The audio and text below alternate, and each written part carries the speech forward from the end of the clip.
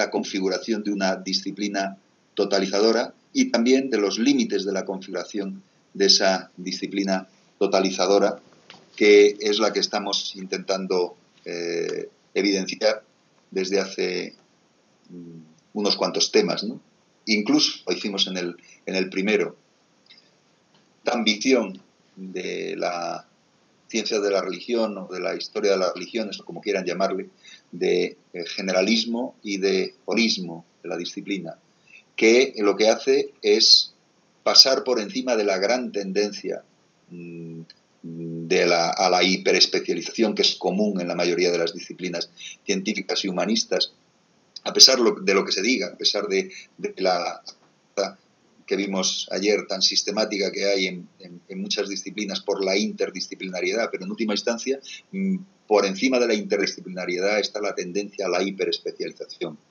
¿Qué es lo que ha llevado esa hiperespecialización?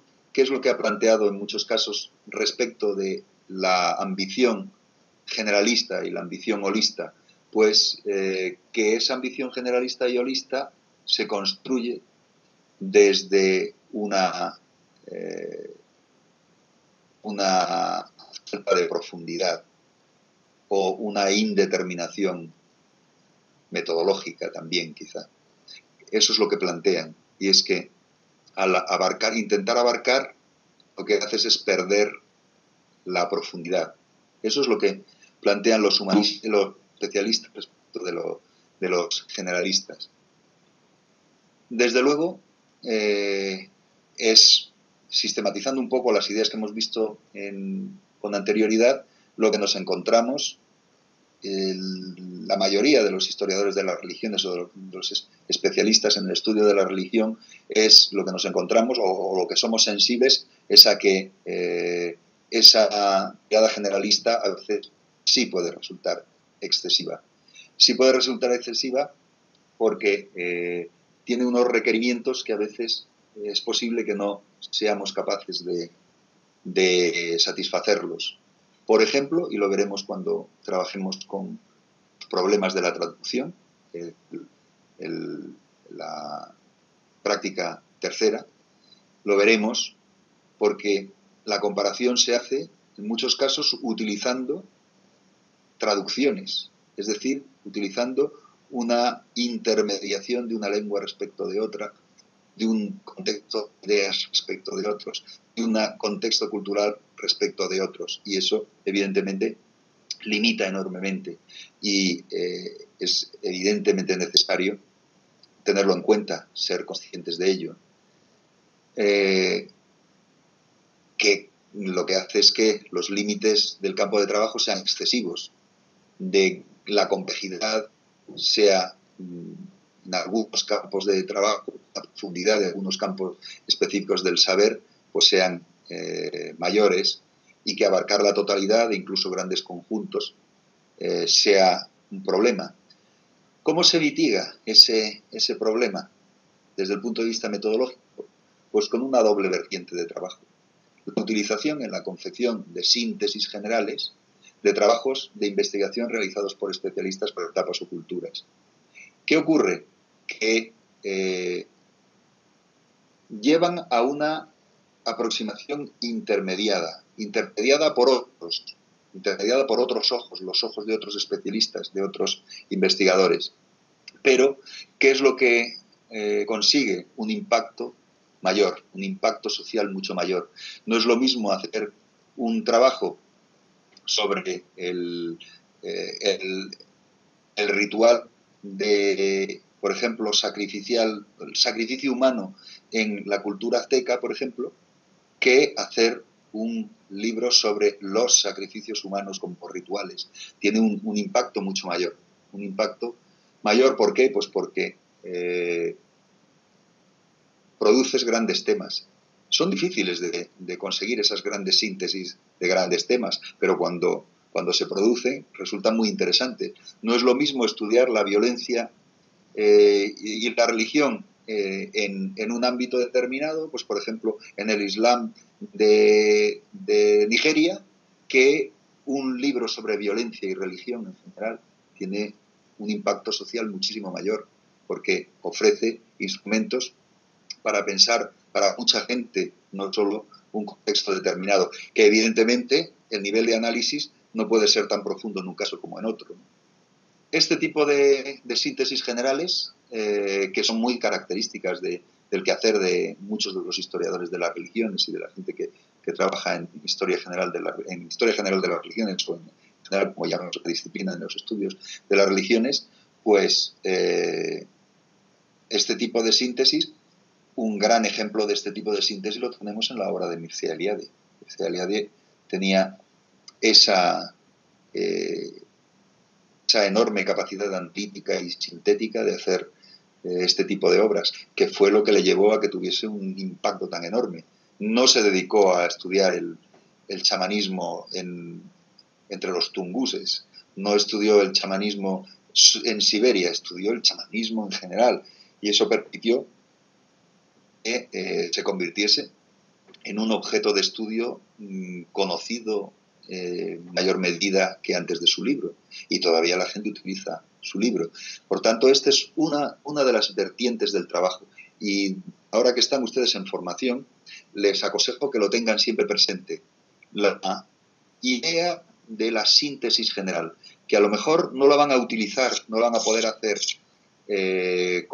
es decir, no van a poder producir una síntesis general sobre algo, pero tengan siempre en cuenta esa posibilidad, la posibilidad de la síntesis general a la hora de hacer cualquier trabajo que puede ser TFM o lo que sea.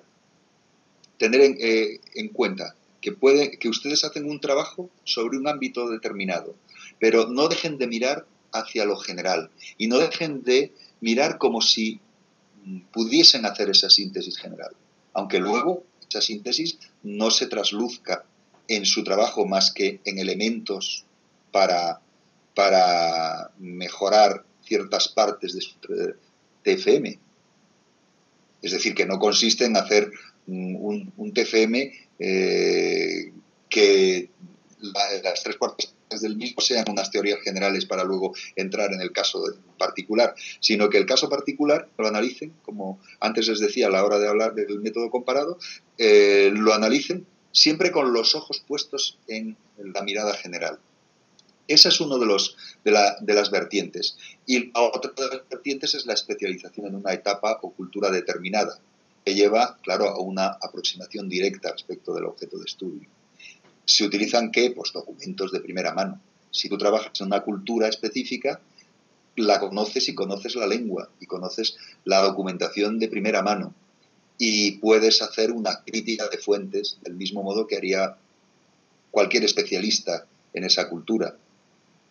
Cualquier filólogo que trabajase sobre esa cultura y que se interesase por ese mismo fenómeno religioso. Pero hay una particularidad del análisis histórico-religioso, y que la óptica interdisciplinar puede llevar a modificar cualitativamente el resultado final. Y la comparación ofrece siempre recursos para desenclavar cualquier análisis de la tentación de ver la cultura-estudio como impermeable y única. Es decir, lo que les planteé ya en el tema primero, que la mirada generalista, por una parte, permite ahondar muchísimo más en el estudio específico de una etapa o una cultura determinada. Ese es el gran planteamiento. Y segunda idea en relación con esta reivindicación del holismo, esta reivindicación de la mirada general, ¿no? En algunos casos la crítica, como por ejemplo la que vimos ayer que había planteado Jonathan Smith, hay una crítica que es más radical, que apunta a la propia conformación del objeto de estudio. Es decir, así la dedicación con exclusividad a un fenómeno ideológico único, que sería lo religioso, no conllevaría una visión reduccionista y sesgada, y a la construcción de una ciencia de modo artificial. Evidentemente, este planteamiento lo que pone en duda es directamente la propia disciplina, la propia caracterización de la disciplina. Pero, ¿qué podemos argumentar? Bueno, un primer argumento es que el propio Jonathan Smith, a pesar de su posición crítica, era un especialista en el estudio de las religiones. Por tanto, ahí jugaba jugaba en que puedes criticar, hacer esa crítica radical respecto del propio objeto, pero en última instancia casi el propio objeto te supera porque se convierte en algo que los demás estiman útil y estiman, y terminas trabajando en ese propio objeto que ponías en duda, que es lo que le ocurrió fue toda su vida, 40 años de investigación hasta que murió hace una semana y media, final justo del año pasado. ¿Qué ocurre con la disciplina? Podemos argumentar que tiene un objeto de estudio propio, sistematizando y salvando la crítica que veíamos antes. Tiene un objeto de estudio propio, que es el fenómeno religioso, la religión, que se analiza desde una óptica propia. La óptica propia es el análisis de la religión en las manifestaciones históricas y en los análisis de índole general que de estas se pueden extraer. ¿Cómo se hace esa óptica propia? Se construye de un modo no religiocéntrico, lo que hemos visto antes, y de un modo que tiende a la neutralidad. Por tanto, es una mirada desde fuera, dentro de la religión, desde fuera de la religión, que minimiza los signos identificadores de carácter religiocéntrico o etnocéntrico y minimiza los apriorismos. Y por otra parte, posee una metodología específica que se basa en la interdisciplinariedad y en el método comparativo, como hemos visto antes. Método comparativo utilizado de un modo no reduccionista y que lleva a que los especialistas en el estudio de las religiones presenten unas características propias, diferenciadoras frente a los trabajos de un historiador especialista por etapas o un filólogo especializado en una cultura particular. Y después de ver esto, después de haber planteado estas dos ideas, les aconsejo que echen un vistazo a obras de tema religioso y se darán cuenta cómo son más interesantes y son más explicativas y son más, también, si quieren llamarlo, profundas y sofisticadas. ¿Qué es lo que nos encontramos? Que los especialistas en el estudio de las religiones, historiadores de las religiones o como quieran llamarle, aunque suelen poseer una especialidad en la que dominan de modo adecuado los métodos e instrumentos de investigación. Y esto es importante, porque si tienes una especialidad en que controlas bien la documentación y las posibilidades que tiene esa documentación de ser analizada y los problemas que tiene el análisis de esa documentación, es decir, que conoces bien la aplicación del método crítico a esa documentación, pues si lo dominas, sueles estar capacitado por medio de un conocimiento general de la totalidad de las religiones históricas y del método y los presupuestos de la disciplina para ofrecer análisis más globalizadores, es decir, análisis más profundos, lo que les decía antes. Y al no renunciar a una visión general, al extraer consecuencias interculturales de lo que se estudia en un ámbito específico, al confeccionar síntesis, se está en una posición mucho mejor para pensar el mundo, tanto en el pasado como en el presente, y en particular, pues, para pensar la religión, que es un tema tan complejo y tan fascinante también. Y aquí les dejo, pues, otra pregunta. Y esto es una pregunta compleja, y es que si esa ambición generalista y sintética no puede entorpecer la capacidad analítica. Ténganlo presente. Las preguntas que les doy son preguntas que tienen que ver con retos que nos podemos encontrar. Y es que a veces